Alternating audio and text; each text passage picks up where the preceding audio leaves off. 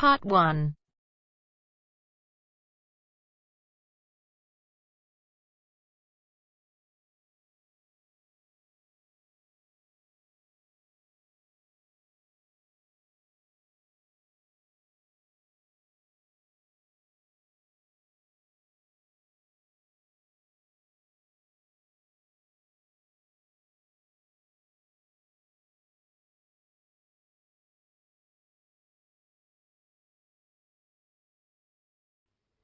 You will hear a number of different recordings, and you'll have to answer questions on what you hear. There will be time for you to read the instructions and questions, and you'll have a chance to check your work. All the recordings will be played once only. The test is in 4 sections.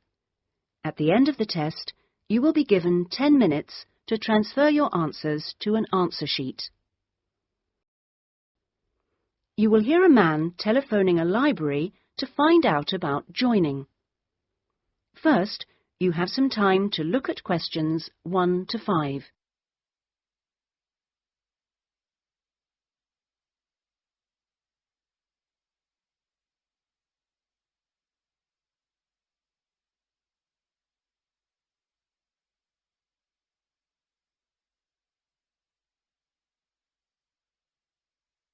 Now we shall begin. You should answer the questions as you listen, because you will not hear the recording a second time. Listen carefully and answer questions 1 to 5. Good morning, North College Library. How can I help you? I was wondering if it was possible to join the library. Are you a student at North College? No, I'm not, but someone told me it was possible to join even if I wasn't. That's right, it is. Are you over 18? That's our minimum joining age. Yes, I am. That's no problem then. Could you tell me what I have to do to join? Well, you'll need to come into the library and fill out some forms. You'll also need to bring 2 passport photos with you. We also need 2 documents for ID, so a driving license would be fine. I've got that. And what else? A credit card? No, it needs to have your address on it. Shall I bring a bank statement? Would that do? That'll be fine. Good.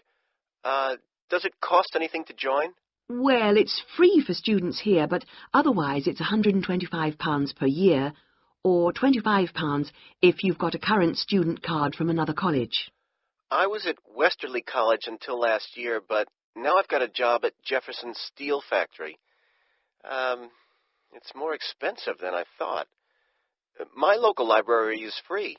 But you'll find they don't have the range of reference books or facilities which we buy for our students. That's why you have to pay to be an external member. I see. How many books can I borrow? We allow 12 items borrowed at any one time if you're a student, and that includes CDs, DVDs and videos. However, it's only 8 items for members of the public. Fine. And how long can I have them for? Well, you can have both fiction and reference books for 4 weeks, which isn't bad, really. And what happens if I return them late? Like all libraries, there's a fine system in place. The minimum fine is £1.50, but it can be much higher for some items, up to £5 per week. We'll give you a booklet with all the details when you join. You can always renew items, if they're not required by anyone else, by telephoning or logging onto our website. Before you hear the rest of the telephone call, you have some time to look at questions 6 to 10.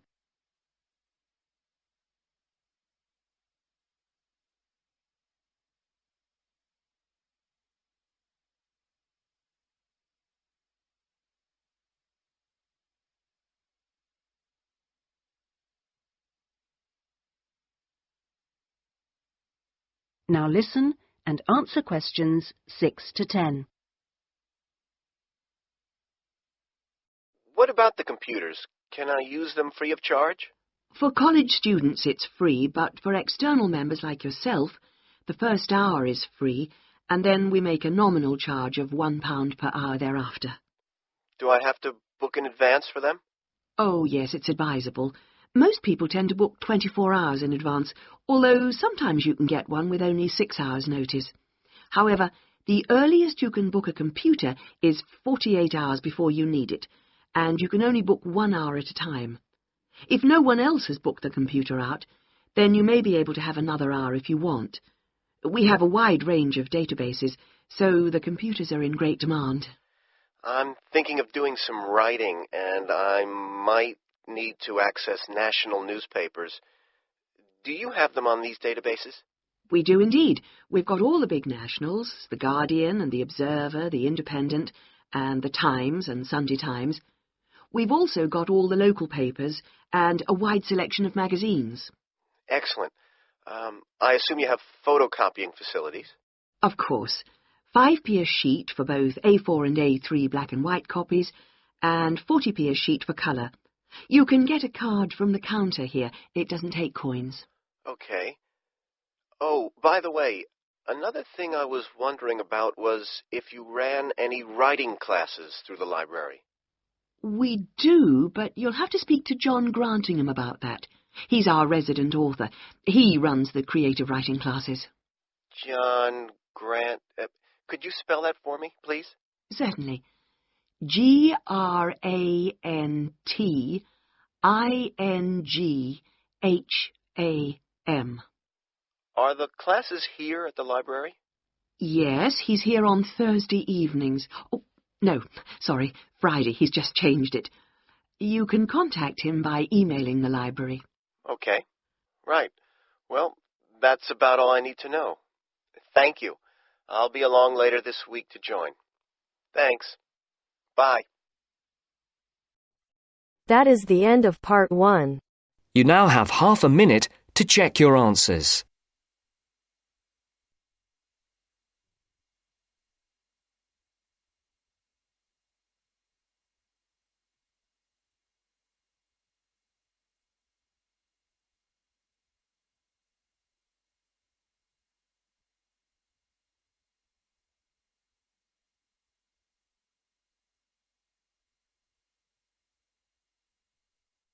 Now turns to part 2.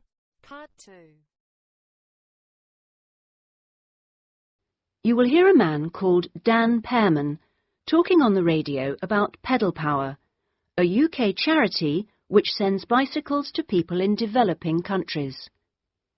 First, you have some time to look at questions 11 to 15.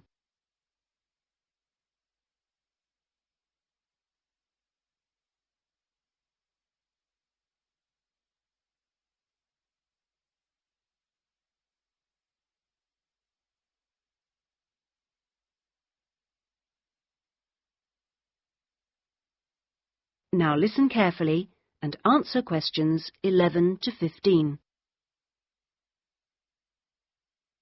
My name's Dan Pearman, and I'd like to talk about the work of Pedal Power, a small charity based mainly in the UK. I'll be giving our contact details at the end, if anyone would like to find out more about how to support us. But first, how the charity began. I got the idea of exporting bicycles to developing countries while I was in Ecuador. I went there in 1993, just after graduating from university. After 3 years of studying, I wanted adventure. I loved travelling, so I decided to join a voluntary organisation and was sent to Ecuador to carry out land surveys. The project came to an end after 5 years, and when I returned to the UK in 1998, I started planning Pedal Power. Where I lived in Ecuador was a very rural area. My neighbour had the only bicycle in the village, whereas everyone else walked everywhere. My neighbour's business was unusually successful, and for years I couldn't understand why. Then I realised having a bike meant he could get where he wanted to go without much trouble. Other local carpenters could only accept jobs in a 3-kilometre radius, so no matter how skilled they were, they could never do as many jobs as my neighbour. At Pedal Power, we collect second-hand bikes in the UK and send them to some of the poorest regions in the world. When we distribute bikes overseas, we don't give them away for free. We'd like to, but long-term that doesn't really help the local economy. The demand for bikes is enormous, which makes them very expensive locally. So we sell them for 5% of the normal price. But in order to continue operating, we need to have a constant supply of bikes which we send out every 6 months. One example of a town that's received bicycles from Pedal Power is Rivas. It was the first place I sent a full container of bicycles to. Most people there now own a bicycle. The local economy has developed so much, you wouldn't recognize it as the same place. In fact, there are more bikes than on the streets of Amsterdam, if you've ever been there. But Pedal Power still needs your help. You may have read about some of our recent problems in the British media. In August 2000, we simply ran out of money. We had containers of bikes ready to send, but no money to pay the bills. It was a terrible situation. We managed to ensure the bikes went out on time, but the other problems carried on for several months. Before you hear the rest of the talk, you have some time to look at questions 16 to 20.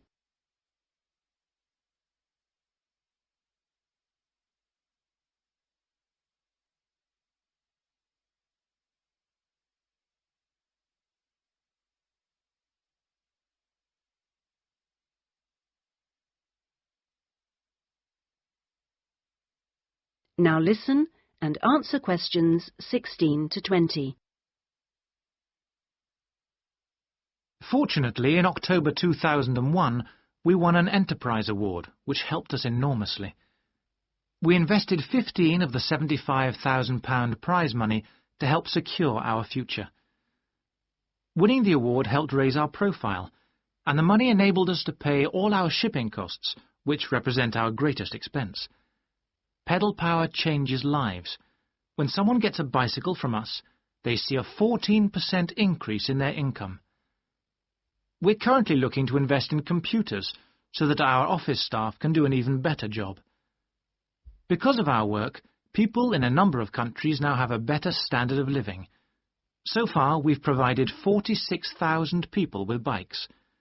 But we'd like to send more, at least 50,000 by the end of the year. Now, there are many ways in which you can support the work of Pedal Power, not just by taking a bike to a collection in your area. I should also like to say, if you do have a bike to donate, it doesn't matter what condition it's in. If we can't repair it, we'll strip it down for spare parts. Of course, to do that we always need tools, which are expensive to buy, so we welcome any that you can give. Also, you could help by contacting the voluntary staff at our offices. They'll be able to suggest activities you could organise to bring in funds for us.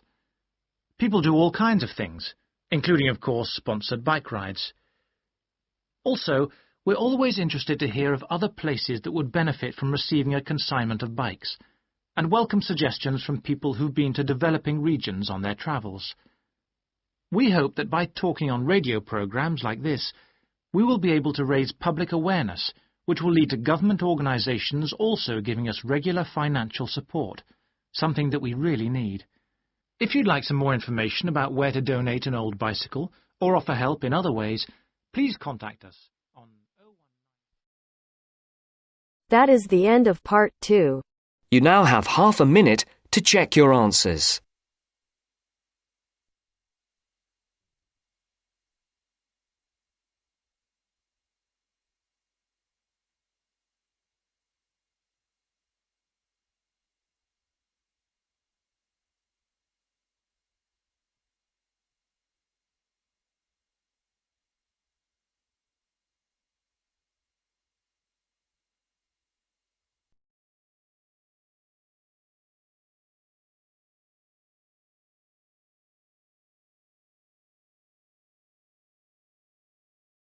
Now turns to part 3. Part 3. You will hear a discussion between a college tutor and two students, Christina and Ibrahim. First, you have some time to look at questions 21 to 26.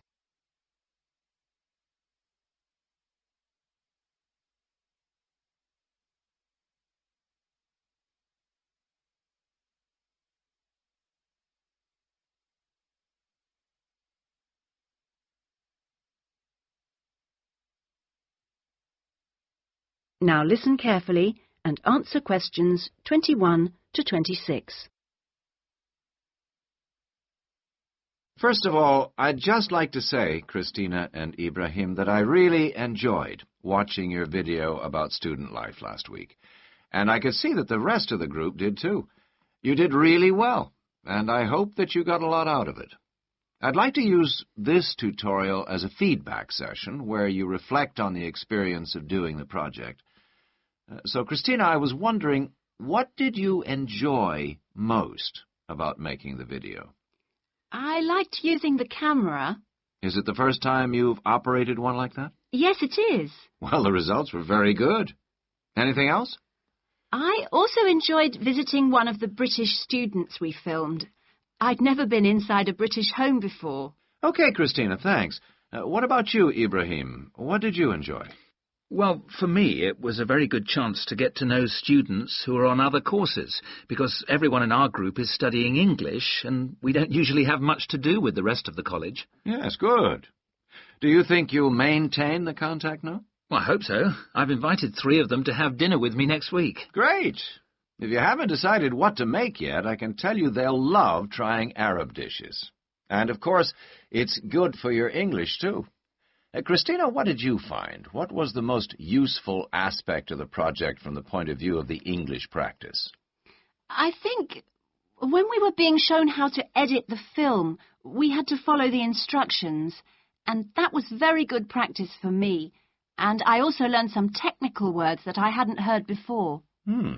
What about you, Ibrahim? What was the most useful for your English? It was listening to the British students, because they don't speak as slowly as most of the tutors on our course. I think they speak at natural speed, so it forces me to get used to it. And they use a lot of slang. So you learned some new words which will be useful? Yes. Good. I'm glad it helped. Well, we've talked a little bit about enjoyment and about language practice. Were there any other benefits? What else did you feel you'd learned from the project? Was it useful in other ways? Yes, well, firstly, I learned how to use a video camera, and also I think I really learned a lot about working together with other people. I've never done anything with a group before, and we had to find ways of cooperating, and compromising, and sometimes persuading people when they don't agree with you. Yes, that is a very useful experience, I know. Before you hear the rest of the discussion, you have some time to look at questions 27 to 30.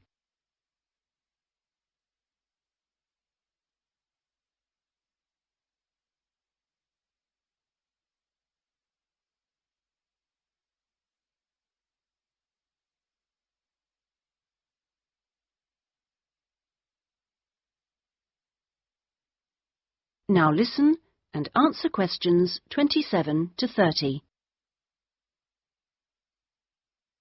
What about you, Ibrahim? Well, I think I learned a lot about how important editing is.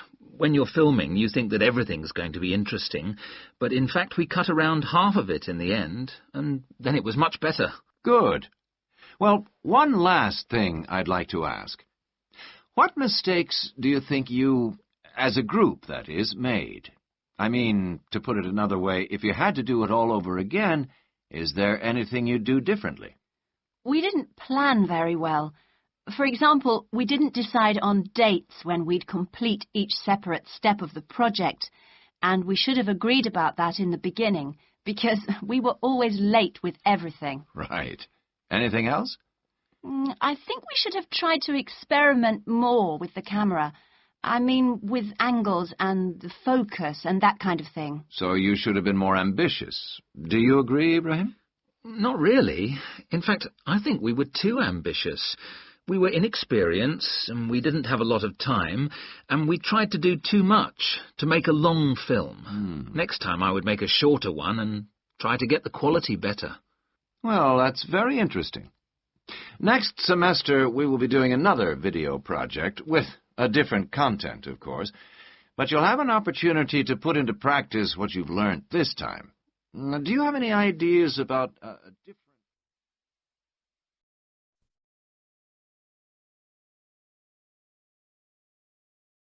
That is the end of part 3.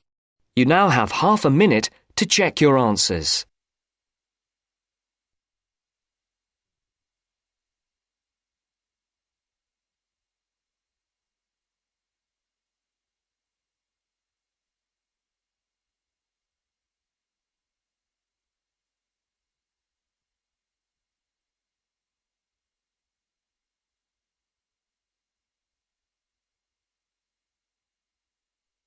Now turns to part 4. Part 4.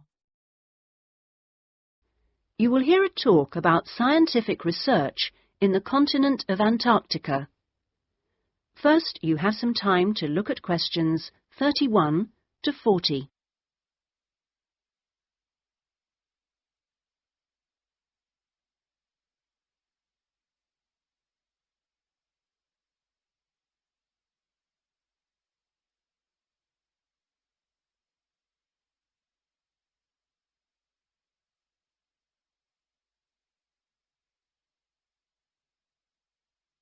Now listen carefully and answer questions 31 to 40.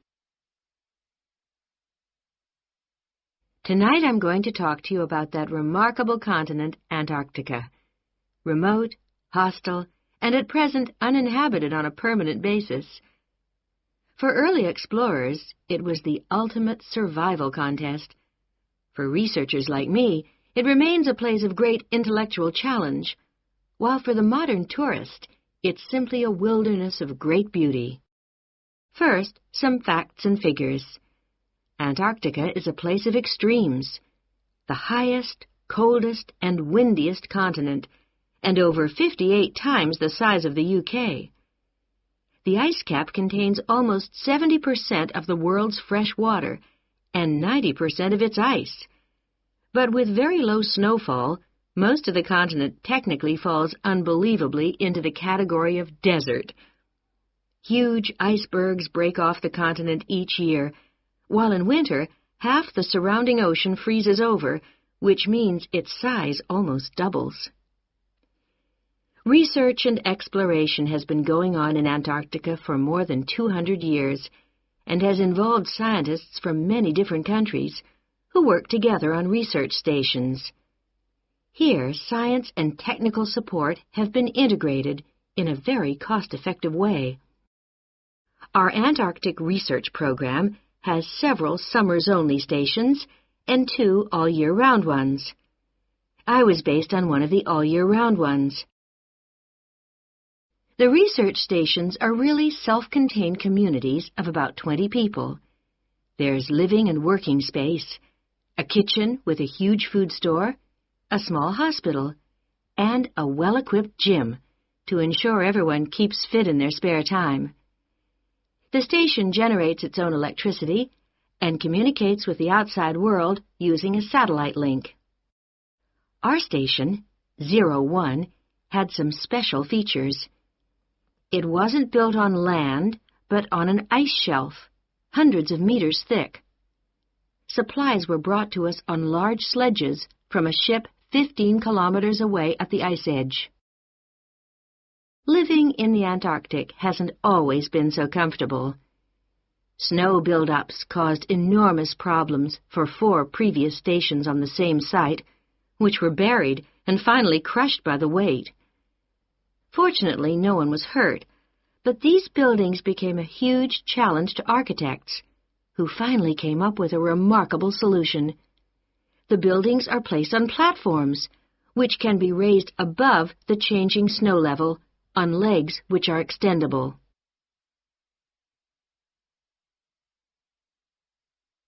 Food is one of the most important aspects of survival in a polar climate.